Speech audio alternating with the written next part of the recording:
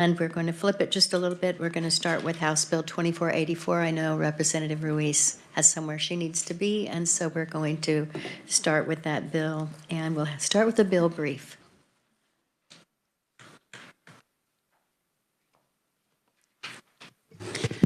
Thank you, Madam Chair. Good morning, committee. This is House Bill 2484, which enacts the Social Work Licensure Compact to provide interstate practice privileges for social workers. Section 1 sets out the purpose of the compact, which is to facilitate interstate practice of regulated social workers while preserving the regulatory authority of states to protect, it's Monday morning, I'm having a tough time here, protect public health and safety. Section 2 provides relevant definitions for terms used in the compact. The definition of regulated social worker is in subsection T and sets out that this compact applies to any clinical, master's, or bachelor's social worker licensed in a state that has enacted the compact. Section 3 sets out the criteria for states to participate in the compact. This includes licensing and the practice of social work, minimum requirements for applicants for social work licensure, and consideration of the criminal history of applicants for licensure.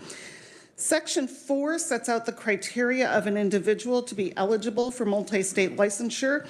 Applicants must meet certain base level requirements and then meet additional requirements based on the licensure level for which the applicant is applying. Section 5 requires the home state to determine an applicant's eligibility for a multi-state license and, if eligible, to issue the multi-state license in the appropriate category. Section 6 lists the limits that the compact places on the authority of the Interstate Compact Commission and member state licensing authorities. Section 7 allows a multi-state licensee to be reissued a multi-state license if they have moved to a new member state. Section 8 requires that an active duty military member or their spouse to designate a home state where the individual has a multi-state license and would allow the individual to retain that designation during the time that the active duty military member is on active duty. Section 9 allows a remote state to take adverse action against a multi-state license, issue subpoenas for hearings and investigations as enforced by a court of competent jurisdiction. Section 10 establishes social work licensure, the Social Work Licensure Compact Commission, and designates the commission's powers and authority. Section 11 requires that the Commission provide for the development and maintenance of a coordinated data system for all applicants for a multi-state license in all member states. Section 10 requires that the Commission adopt rules and regulations to implement and administer the provisions of the compact. Section 13 sets out the rules for oversight, dispute resolution, and enforcement of the compact. Section 14 states that the effective date of the Commission is upon passage in the 7th member state, and procedures for a state's withdrawal and amendment of the compact are also provided in this section. Section 15 contains a severability clause, which gives instructions to a court interpreting the compact if a provision is held unconstitutional. The Commission is also granted authority to deny a state's participation in the compact if a constitutional requirement of the state is a material departure from the compact. And Section 16 provides that nothing in the compact is to prevent or inhibit the enforcement of any other law or regulation in a participating state. Section 2 of the bill itself, not of the compact, was added by the House, and it amends KSA 65-6314 to specify that the fee for an application, new license, reinstatement, or renewal of a license shall not exceed $140. The bill would take effect upon publication in the statute book, and House Bill 2484 passed the House on a vote of 118-2. One thing that I do want to mention before I stand for questions is that this compact is different from some of the others that I've read and reviewed and drafted, in that this compact only requires one license in the home state to be able to participate and work in the participating member states. In some of the other compacts, it requires the individual to be licensed in the home state and then apply for a multi-state license. This one's slightly different. I wanted to call the committee's attention to that. And with that, Madam Chair, I can stand for questions. We appreciate that, Eileen. Committee, any questions for Eileen this morning? Senator Petty. So Eileen, I was just looking at the bill, so you mentioned about, so that 150 is changed to 140? Is that, In section 2 of the bill, and I normally look at full page. is that section 2 or is that new section 2? Is that under definitions? No? The very back. Hold on, it would be new, section 2, New section 2? and let me find it. Give me 1 second here.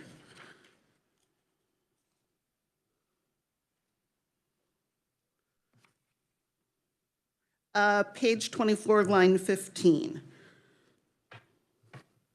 So second to the last page of the bill.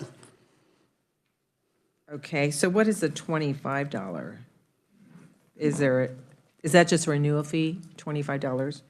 It's on page 626.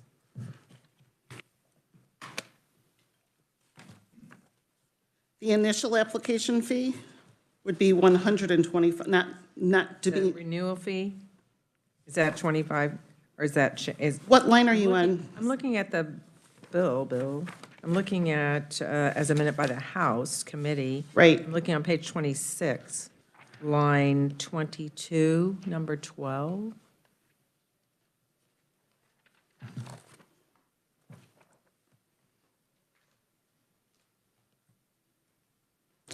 Let me get back to you on that, Senator, because I have the original bill right here, so I will look at the amended bill, or it looks like Jenna might know the answer because she's probably better prepared than me. Jenna? Thank you, Madam Chair. So the way that the original bill was drafted is that the multi-state licensure provision of the bill would have been $150. And this would add on that, that the multi-state licensure privilege would only be $25 in addition to the regular fee. So instead of having to apply for 2 licenses, you have your regular license and then up to $25 for the multi-state license. Thank you, appreciate that. Additional questions? Senator Thompson. Yeah, just rather than creating a whole new commission, is there a way to merge commissions so that we don't create all the additional commissions and costs and everything else? I don't know if there's another commission that might be germane to oversight of this sort of compact rather than creating a new commission. I don't know. I'm just curious.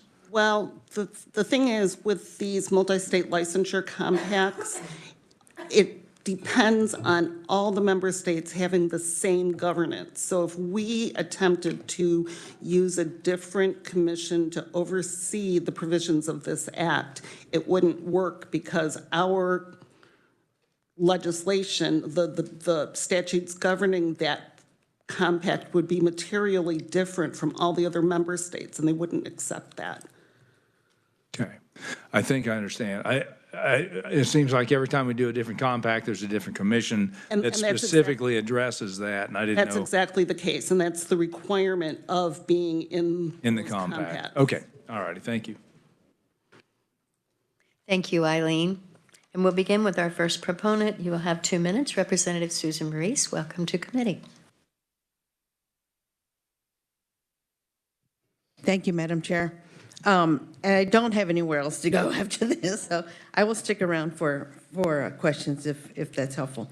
Chairwoman Gossage, Vice Chair Erickson, Ranking Member Petty, and members of the committee, thank you for the opportunity to provide testimony on HB 2484. As the reviser has already said, that this bill will help regulated social workers, meaning already licensed social workers, at all 3 levels provide services to clients in every state that joins the compact. I'm going to go off what I have given you because what I want to do is just kind of try to simplify it as much as I can because this can get pretty complicated. So right now, as a social worker, and I am a social worker, if I wanted, my home state is Kansas, if I wanted a license in Missouri, I would pay a fee already in Kansas. I would pay another fee in Missouri, Colorado, Nebraska, whatever. You would pay separate fees. Not only are you going to pay additional fees to what you're already paying in Kansas, but you're also going to have to follow whatever continuing education requirements are going to be. All the states aren't all the same with continuing education requirements. So there may be extra continuing education courses that I might have to take from Missouri that I don't have to take in Kansas. The compact simplifies all of that. It takes all that away, and the fees are drastically reduced because I'm no longer having to pay separate fees for all these states. I'm now only paying a fee for Kansas, my regular renewal fee for Kansas. And then if I want a multi-state compact, I would then make an application. If accepted, I then pay an extra $25. Totally different than what we have right now. What does this do for us? It allows, thank you, Madam Chair. Thank you, and thank you for staying for questions. Committee, next we have Becky Fast. Thank you, Madam Chair. I'm the Executive Director of the Kansas Social Workers Association. Social workers are the largest provider of mental health care.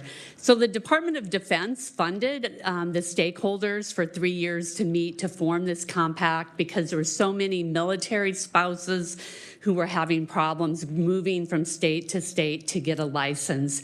So there is committee testimony from the Department of Defense in favor of this compact. The core provision we're very excited about is to provide continuity of care across state lines.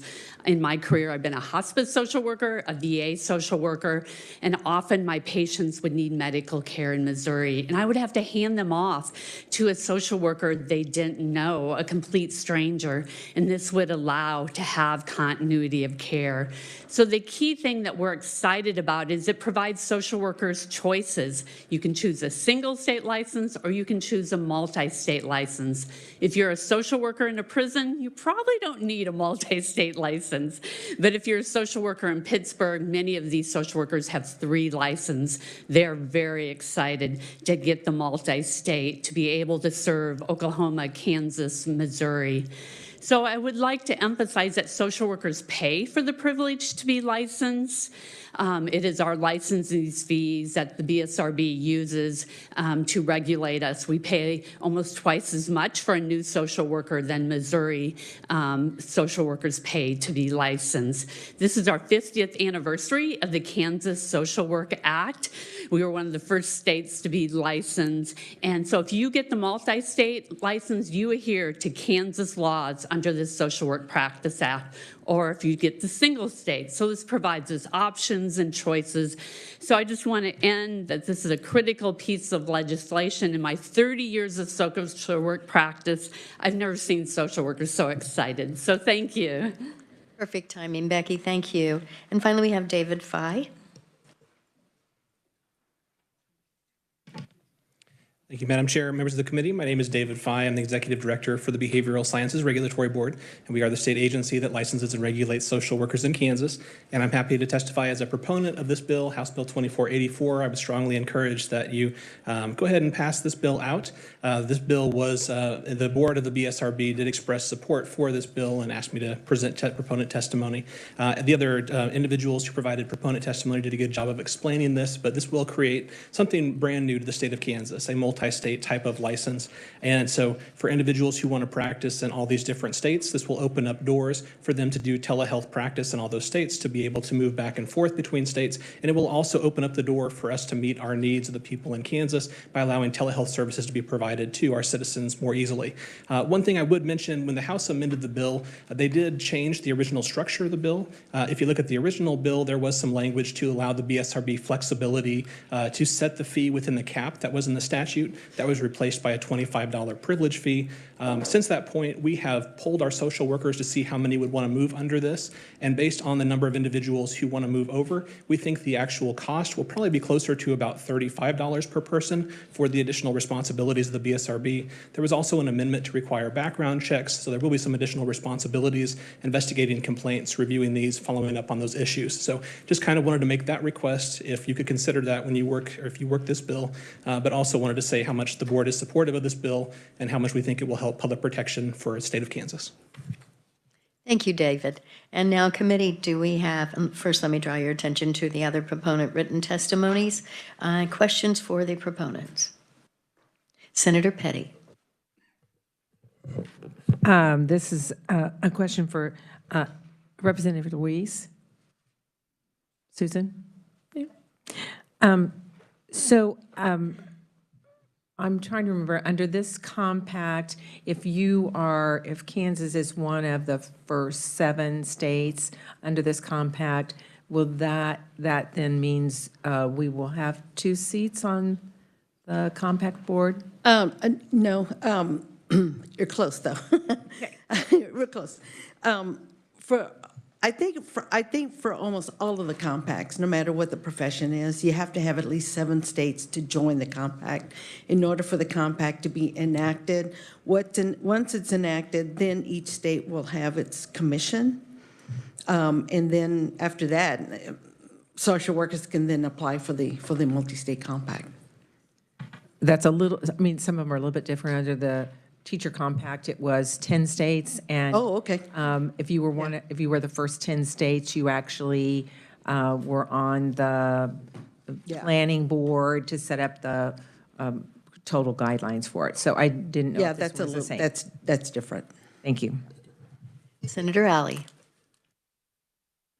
Thank you, Madam Chair, and if you would stay back up there for just a moment. Thank you. So once we join the compact, are the licenses are reciprocal? There's no difference in the license between the states, is that correct? Correct. Is the compensation different? Yes. Well, the compensation, are you talking about the fee that the member Or the pays compensation to the to work? social worker? Oh, no, actually, I don't really know. I mean, if you are working as an independent private practice, your fees are pretty much set already. My concern here is You're not I going live to, I live on the border with Oklahoma. yes. All of a sudden, we join a compact, and all of my social workers now flee into Oklahoma because they make $5 an hour more in Oklahoma, if that's the case. I'm just using that as an example. No, Senator Alley, you hit it right correctly. We're losing social workers that way already. As soon as people graduate, a lot of them do go into Oklahoma because they do pay more. But Kansas has done a really good job over the past 2 years, even this session, with helping to raise social work salaries.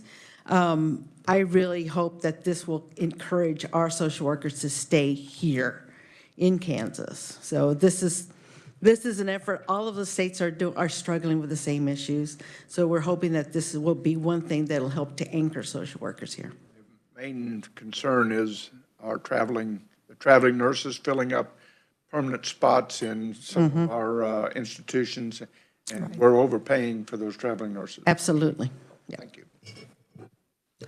Additional questions, committee? Senator Petty. And this is for David.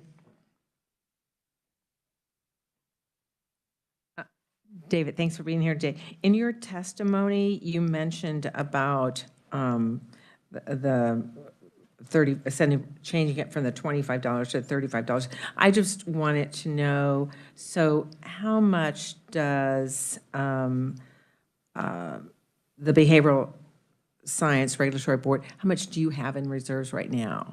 It's about 1.9 million. We operate at a deficit, so we lowered fees about $50 for applications and for renewals for almost all the license types back in 2019.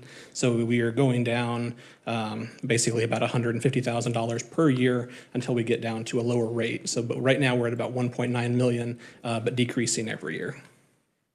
So you do have that, though, 1.9 as a reserve within your operating funds? That is how much is currently in the fund. It fluctuates when we get revenue every month and we have to make monthly expenditures, but that's how much is currently in the fee fund. Thank you. Committee, additional questions? Seeing none, thank you so much. Committee, this closes the hearing on House Bill 2484. We will now open the hearing on House Bill 2578. We will begin with the bill brief.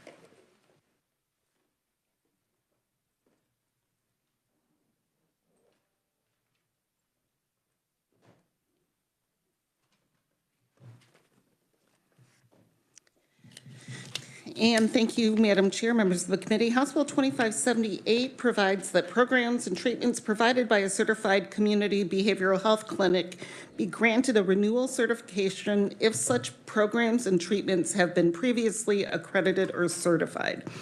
Section 1 of the bill amends KSA 39-2019, which is a statute relating to certification of certified behavioral health clinics, or CCBHCs. The bill would require that prior to July 1, 2027, KDADS shall certify as a CCBHC only community mental health centers that are licensed by the department and provide certain services as specified in current law. After July 1 of 2027, KDADS shall certify as a CCBHC any community mental health center that is licensed by the department and provides certain services as specified in current law. Subsection E provides that programs and treatments provided by a CCBHC may be granted certification renewal if such programs and treatments have been previously certified by KDADS and accredited by a national accrediting body approved by the Secretary. We've got the Commission on Accreditation of Rehabilitation Facilities and JACO, but that would add some other discretion to the Secretary. The bill would take effect upon publication in the statute book, and this bill passed the House on a vote of 108 to 12, and I can stand for questions. Committee questions for Eileen? Seeing none, they're saving it for the proponents or the conferees. Thank you, Eileen. We will start with the first conferee, Kyle Kessler. Good morning, Madam Chair, members of the committee. I'm Kyle Kessler, Executive Director at the Association of Community Mental Health Centers. We appreciate the opportunity to appear here this morning in strong support of House Bill 2578. And in order to be brief, I'll just look at specifically probably my last paragraph of our testimony. You have our written comments that give some of the background and context of the legislation. But really, we see this as clarifying what we believe to have been the original intent, to allow only licensed CMHCs to be certified as CCBHCs, and this can be deduced from both the discussions in the Mental Health Modernization and Reform Committee in 2020, as well as the fact that CMHCs were the only providers that testified on the enabling legislation in 2021 in front of many of you in this committee.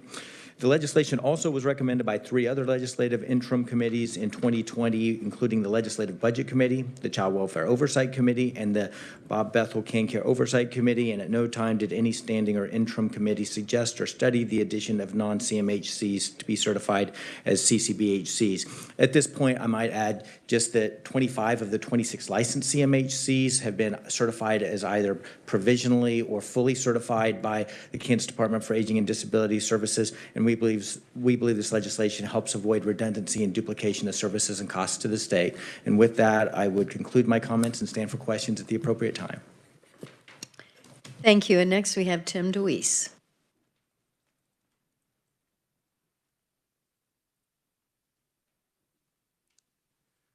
Good morning. Thank you, Senators. My name is Tim DeWeese. I'm the director of Johnson County Mental Health Center. I've provided you written testimony, but I wanted to just be here to answer any questions, but to also make a couple of things clear. With regard to what brought me to Kansas, in 1995, the state legislature passed in 1990 the Kansas Mental Health Act and the Community Mental Health Centers Act. And that is what brought me to Kansas. It is the CCBHC and the development of all the new services that has kept me here in Kansas at Johnson County Mental Health Center. Things like open access, 24-hour crisis services, mobile crisis response, co-responders. All of these things have been made possible by the CCBHC bill that was passed unilaterally in 21. So this bill here is in essence, ensuring that we have a safety net of community mental health centers and specific services for the foreseeable future. And I think that's why this is so important for us to move forward. I appreciate that, and I'll stand for questions. Thank you. Thank you, Tim. And now we go to Joan Tamani. How badly did I butcher your last name, Joan? Not too bad, it's Tammany, but pretty Tammany. darn close. Thank you. I'm Joan Tammany. Thank you for letting me be here today. I'm the Executive Director of ComCare, the Community Mental Health Center and Certified Community Behavioral Health Clinic in Sedgwick County. We've been in service for over 60 years, and that is the foundation of community behavioral health services in our state. And, you know, those of us that work in this field call this Mental Health Form 2.0. 2.0 being the reform after the original legislation to move people out of the state hospitals and build the community rehab services in the community. So that's my proponent fight for the bill to keep it with CMHCs. That's our legacy, that's our history. Just to give you a sense of what's changed for us, and I think workforce strength is critical for everybody, but at one point we were down to 59% of my workforce filled. And when we got certification, I was able to add some sign-on bonuses, and I was able to elevate that to 69%. But it wasn't until I knew that we were going to be a certified community behavioral health center that I could actually raise salaries, take a risk, and we're at 87% workforce strength today. That's huge. But more than that, it's the crisis service expansion that's been huge. We've been a crisis center for a long, long time, but last year we delivered close to 1,000 mobile crisis response visits. Those are seeing people in the community where it's contextual for that individual because everybody doesn't come into a facility. In addition, we've been able to work with law enforcement and other community partners to be creative to meet need, and we've embedded mental health professionals into 911 dispatch to help manage those calls in a more effective way so the response for mental health need isn't always a law enforcement officer showing up at their house. We've also been able to increase the time in which we see people. If people want to be seen in the same day, we could do that, or we'll accommodate based on schedule. Thank you. Thank you very much, Robin. Joan? Oh, Joan. And now we have Robin. Robin, can you hear us? Yes, I can. Can you hear me? Yes, we can. Please go ahead. Yes.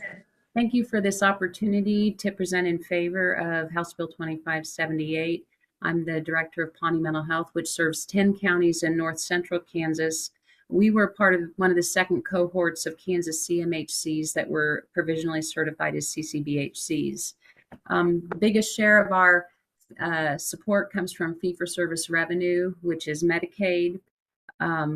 After nearly 2 decades of unchanged Medicaid rates, our ability to recruit and retain staff to meet the needs of the communities was really challenged. The additional financial resources that have come through an enhanced PPS rate under CCBHC have dramatically improved our ability to recruit and retain staff, including social workers, by the way. Since we became provisionally certified, we've grown from an average of 260 employees to about 310 employees. Not only have we been able to better recruit and retain staff because we've been able to increase wages and salaries, but our recruiting time for filling positions has also been cut dramatically. Not only that, we've seen our clinicians become increasingly excited about the opportunity to practice whole person healthcare, to use integrated models of care, and then to also add additional evidence-based practices within our work. We're seeing community stakeholders be excited about the new enhancements and improvements we've been able to make to services. None of these enhancements would have been possible were it not for the opportunities presented through CCBHC. We are still getting our sea legs, though. We have not yet received the full financial benefit of the enhanced PPS rates and continue to function at fairly narrow margins. I believe it's important for the state of Kansas to give the CMHCs opportunities to fully implement so that the legislature can respond strategically. Thank you for the opportunity to provide testimony in favor of the bill. Thank you, Robin. Committee, questions for the proponents? Senator Erickson. Thank you, Madam Chair, and this is for any proponent who wants to take it. We hear continually that there's a mental health crisis in the state of Kansas, and we don't have enough providers or services. So when you look at this bill, it seems to be limiting the availability of organizations to provide that meet the criteria of CCBHCs, but then cannot reap the benefits, such as being able to increase their staff salary. So can you just speak to why this isn't limiting availability of services for Kansans? Sure, and I appreciate the question, Senator. I think that a lot of it specifically, and I'll defer to others if I miss this, but the reality is that the CMHC system is spelled out throughout statute as being the public mental health safety net. So we're required to see people regardless of their ability to pay and provide crisis services. So it would be almost the equivalent of having two sheriff's departments in a county or something like that. And then one sheriff's department being able to choose which zip codes they provide services to and the other one having to fill in the rest of the gaps. So that's a little bit of the difference there. I understand that there are other providers that do work on behalf of people who need services and treatment, but nobody else has the mandates that we do in terms of how this works. And as an example, Indiana is really similar to our system, in fact, adopted what they referred to as the Kansas CCBHC system legislation and kept it only to their licensed community mental health centers. Our legislation was very much modeled after a program in Texas, which is, again, only licensed community mental health centers in Texas are doing those services as the public mental health safety nets. Follow up, if I will, Madam Chair. If there are organizations, though, that desire to provide the exact same services, then my question is, then why shouldn't they be allowed the same status as a CCBHC? My opinion would be, and I think of our association, is that they're not disallowed from providing those services, but if they want to do the same things as a CMHC, they should figure out ways to be a CMHC first before becoming a CCBHC and getting the additional or the cost-based reimbursement. So that's the big key for us, I think. And this bill would not prohibit those from seeking that path. Is that what I'm understanding? They would have to seek one path before achieving the other. Okay. So yeah, it doesn't prevent others from becoming CMHCs if they're able to do that. Thank you. Thank you, Madam Chair. Senator Petty. Kyle, just stay there for a minute. Thank you.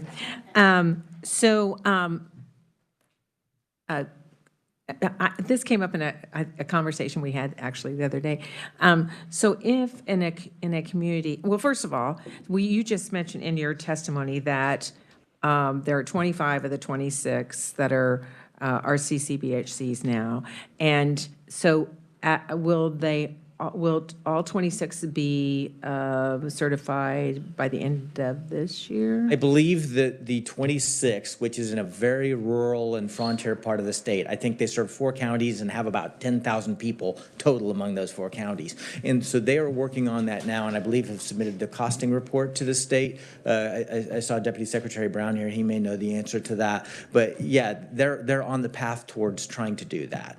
And one thing I should mention too, we have not seen more mental health centers coming into the state. We've actually seen mergers and contraction of the system over the last 15 years. So that's one thing I would say.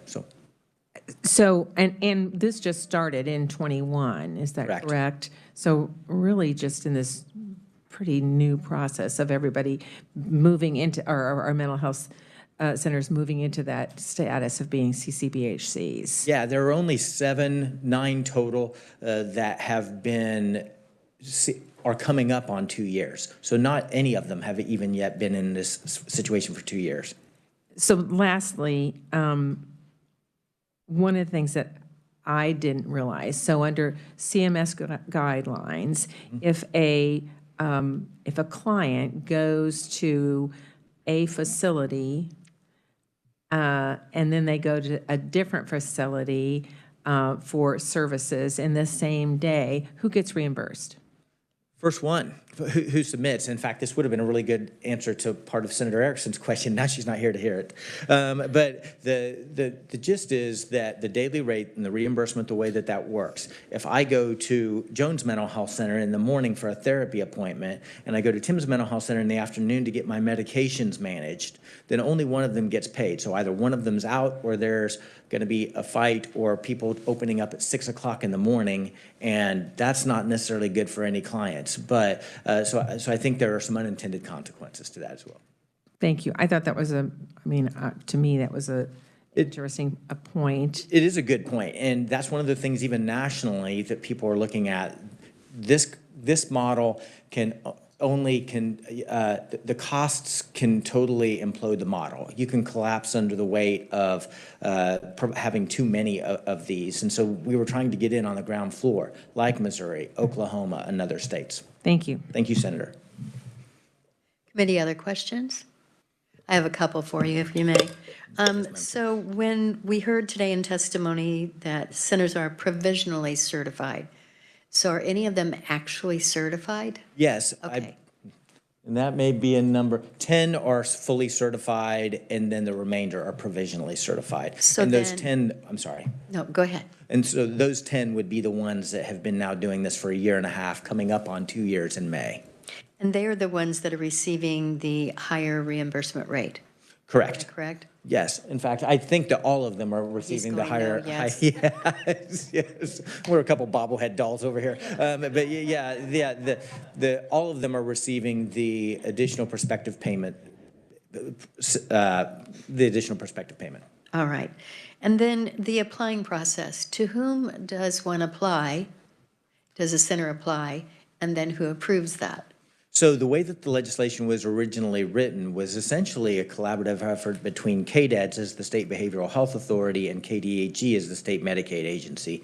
And I didn't give credit during my 2 minutes, but the state has been fantastic in trying to keep this ball moving forward, and so that we can catch up with where some of our surrounding states were able to get to when they were part of the demonstration grant under the Excellence in Mental Health Act. But the KDADs currently would be the only ones that are providing that certification through the application process. And we will have opponent testimony here in a moment. And my question for you in anticipation of that is, you were talking about a capitated amount rather than a more like we would see with per service. And then it would be, as you said, only one center could be paid. Is it something you're for, you would rather change? In terms of the only one center being paid, Right. that's just not how the model works. I don't think it works that way under the federally qualified health centers world either, but again, there are other experts on that coming after me. But yeah, we think that adds substantial costs to the taxpayer in terms of the duplication of services. And then finally, and you said the CCBHC, this bill then is not formulating or saying who could be a CCBHC, it's just saying upon renewal. But there's also a 3-year provision. Could you explain that? The 3-year sunset would allow us the time to study. And even before 2020, we were studying this model for 5 years, going back to 2015 when we missed the first window and watching, okay, how would this work? And can all of the community mental health centers meet these guidelines? So, I mean, in hindsight, when we asked for this legislation, any licensed community mental health center, we're defined in statute all over the place in Kansas, but that's, in hindsight, maybe we should have said only back then, bless you. But I mean, so that's kind of what we were thinking with that. God bless you. One more, thank you. Their air falls right down on me and it always makes me sneeze. Thank you so much. And committee, we are now going to move to our opponents and let's welcome Stuart Little. Thank you, Madam Chair. Stuart Little. I'm here on behalf of the Behavioral Health Association of Kansas. They're a group of substance use treatment providers. Lots to talk about here in 2 minutes. One of my group may want to become a CCBHC someday. This bill prohibits that. The description of, oh, you can become a community mental health center and then become a CCBHC.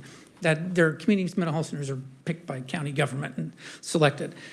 This is a long, complex, expensive process to go through the CCBHC, and you're not guaranteed of success. The mental health centers were given extensive resources, were the first people to be allowed to go through the process, and that now leads to the point where they've come and said, we don't want anybody coming in behind us. And you've heard some of the explanation. A couple of things to remember. If you become a CCBHC, you have to see everybody. If you become a CCBHC, you have to prove and demonstrate to the federal government that you do everything else that these community mental health centers do. It's not like they're going to be the cheap knockoff version. Everybody has to complete the same thing. You have to go through the process with the state. That is what is to happen. This bill does not allow anyone else to go through the process except for one of the statutorily defined community mental health centers. And so what we're saying is the process has to be achieved. There's not going to be 100 people going through this process. There will be some providers that will say, I can serve this niche. I can do these kind of things while still doing all the 8 things that we're supposed to do, or 9 now, whatever they are. We're saying in the midst of the biggest mental health crisis in our nation's history that everybody seems to acknowledge that there's only one group of people that can satisfy this. And a consumer won't have any choice. And a community that may want to have a different entity providing those services should be allowed to go through this process. The description that this does not, this allows anybody to become a CCBHC, it does not. And in fact, the amendment is wrong that was drafted in the House. And it only allows a community mental health center even 3 years from now. So you're closing the door on people that exist already here in the state who are trying to provide services, and it's frankly not the right thing to do to say we need fewer people helping. Thank you, Stuart, and I'm sure we'll have additional questions for you. Now we go to Angela Henrick.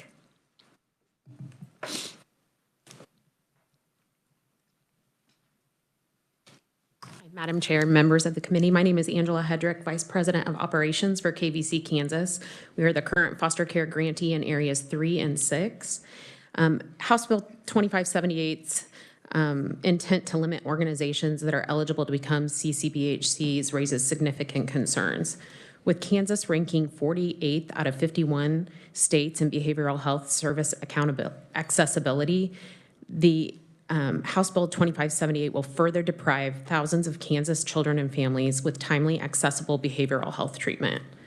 The Healthy Kansans 2030 State Health Assessment and State Health Improvement Plan includes improved access to care as a primary target, including behavioral health as one of 4 priority areas.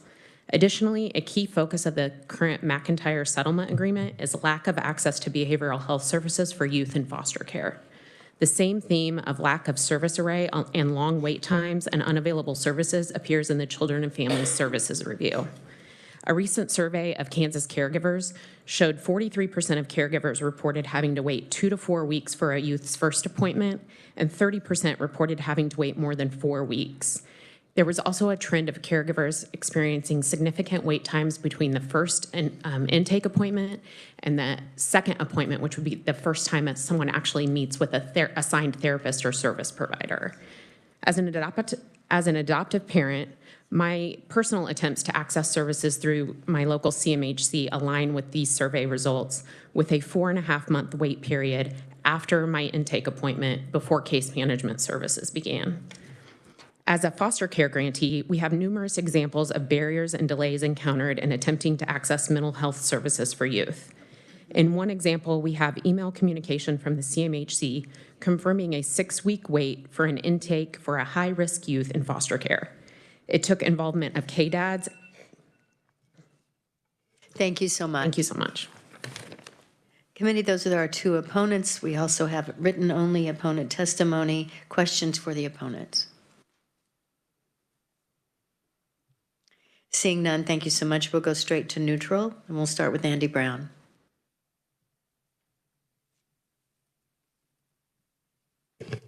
Andy Brown, I'm the Deputy Secretary for Programs at KDADS. And thank you for the time today, committee. We are neutral on this particular piece of legislation. In my written testimony, there's additional information about various aspects of the bill. Things that are important, I think, to understand is one, that the CCBHC program at the federal level does not have any limitations based on CMHC status. So it's based on your nonprofit status and your as a 501c3 and your services that you provide underneath the federal criteria. So there's not currently any barrier in place for anybody other than a CMHC now. So this legislation would change that here in the state of Kansas.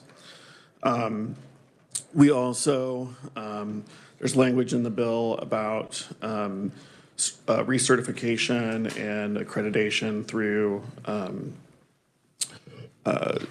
groups like CAR for Joint Commission. For those issues, the federal language and the new criteria that's going to be effective on July 1st encourages states to require those certifications or accreditations so that we can then certify. Right now, those are optional here in Kansas. I think that the general preference is to try to keep it that way. We also feel like the expectation from the federal government is that accreditation alone is not sufficient for certification, and that the state has requirements to verify that these services are being provided in the manner that are required under the criteria. And then I think the last point that I want to make sure to make is that we are trying to make sure that this is a fair and equitable process. So we have a very dedicated team of staff that have been trained that go out and do these certification reviews. So we're trying to be as non-partial as possible. Thank you for that. And finally, we have Sonia. Good morning, Madam Chair Gossage, Senator Petty, and Senator Erickson. Thank you so much in committee for allowing us to speak this morning. I'm Sonia Backus. I'm the CEO of Community Care Network of Kansas. Community Care Network's members are 28 health centers and clinics across the state, providing primary behavioral health and dental health services, along with wraparound services, to 334,000 Kansans through nearly 1.2 million visits. I will be very brief. You have our testimony, and I will share first that we were pretty much vehemently opposed to this bill as it was presented in the House. There have been some amendments to it that moved us to the neutral space in this on this testimony. So we were glad that we got that those 3 year the 3 year sunset was added. However, simply stated, even a 3 year term of limiting other organizations who provide appropriate and high quality care and can meet the provisions of the certification for CCBHCs is too long. We believe that is too long. So what we are presenting our neutral testimony, because we believe in the CCBHC model. It was modeled very much along the same lines of the FQHC model when it was built. And so we believe in the model, but we do also ask that this committee consider either removing that language that limits the other organizations that are appropriate and can be certified, or to add language that says that other types of behavioral health providers can be added at the end of the 3 years, because that is very vague and unclear at this time. And I stand for questions at the appropriate time. Thank you. Committee, do we have questions for the neutral? Yes, Senator Hawley.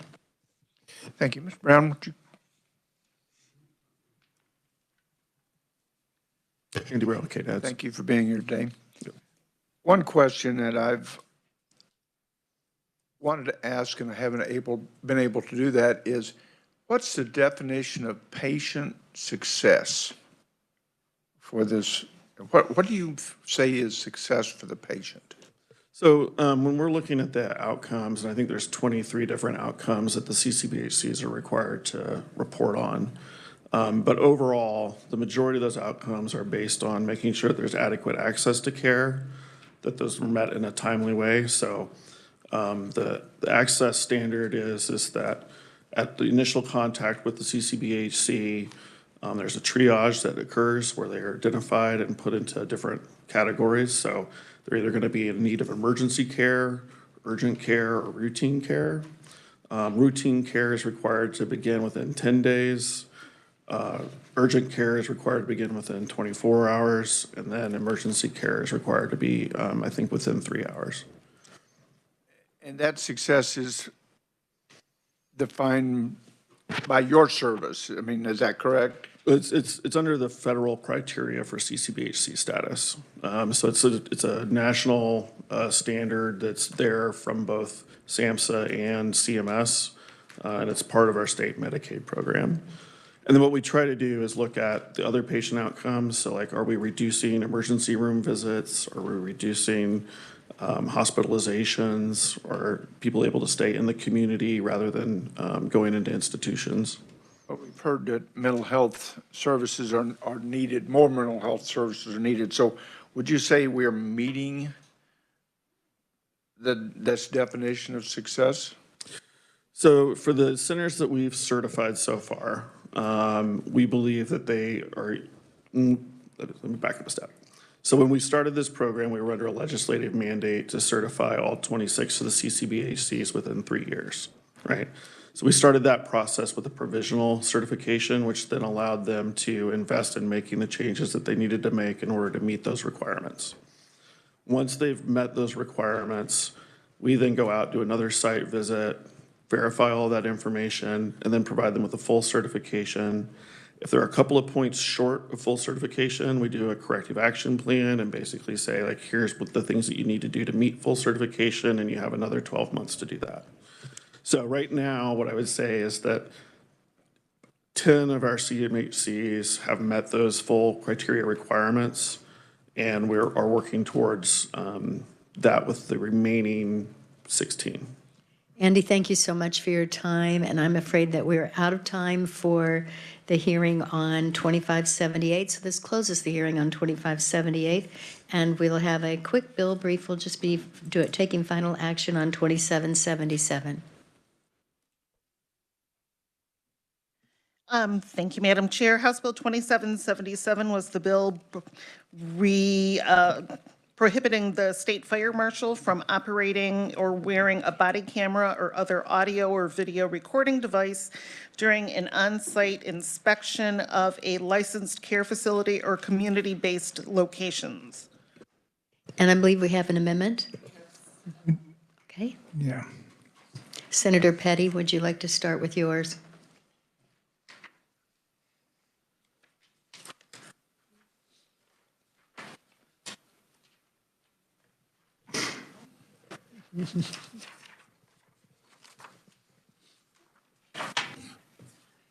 So if you look at it, the issue at hand dealt with the body cameras, and this amendment would allow the state fire marshal to be able to have that audio evidence and to be able to use in when there's under an inspection or an investigation.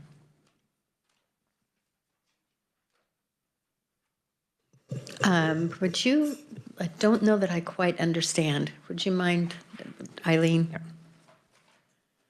Thank you, Madam Chair. These were two amendments that were requested by the state fire marshal. The first, the red strike in line 8, would permit audio-only recording of investigations, which would allow their office to capture dialogue between inspectors and facility staff and memorialize that information. The box that's added on the balloon states that nothing in paragraph 1 shall be construed to prohibit the state fire marshal from collecting evidentiary images of any violations discovered by the state fire marshal or the state fire marshal's designee during an inspection or investigation. So it's not, it wouldn't necessarily be live, not live, but streaming video capturing of the entire investigation, but just those violations. All right. Would you like to move your amendment? We'll get a second and see if there's any discussion. And I want to make it clear that with my amendment, and I'm not sure if I was concerned about that evidence for any kind of investigation. So thinking that if they were still photos that might be taken with the camera, so would this still, I'm going to ask the reviser since I just got to see this, then they would be able to use the body cameras? It doesn't strictly prohibit body cameras to but it would only allow capturing that evidentiary information. So if they were to take a video of, say, an entire room or area that was in violation of some regulation, that would be allowed, or they could take still photographs, that would also be allowed. Oh, thank you. I'll move my amendment. Okay. Do we hear a second? Senator Thompson, all in favor say aye. Or sorry, discussion first. Yes, discussion. Thank you, Madam Chair. Just in texting quickly with some of the stakeholders, I'm not sure that they want the audio part in there. Oh,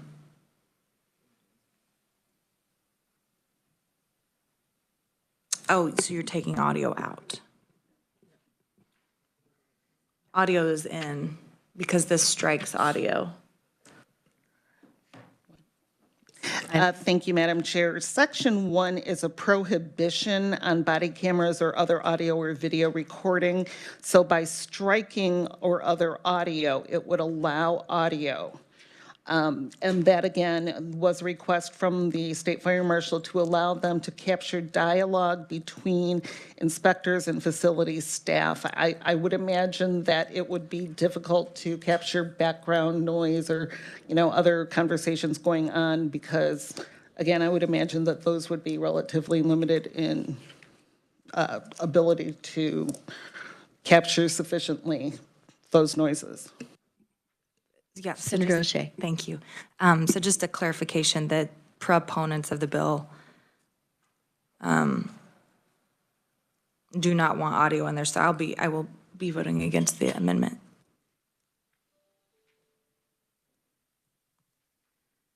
Committee, any other discussion about the amendment? Senator Petty.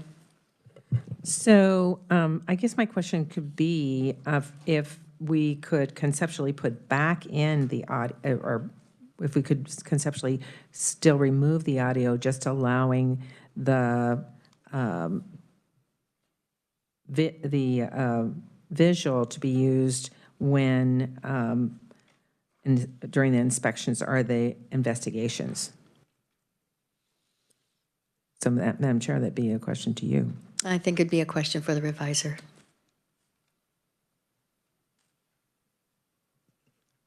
Senator Petty, could you repeat what you were About trying to the accomplish? audio. So it would be, with that, so that our other audio, instead of striking that, would remain in. And then leaving paragraph 2 in to allow the evidentiary images. Eileen and Senator Petty, we are more than out of time. So my recommendation would be that we take up with the final action tomorrow. That'll give an opportunity for the two of you to discuss this. And committee, we are adjourned.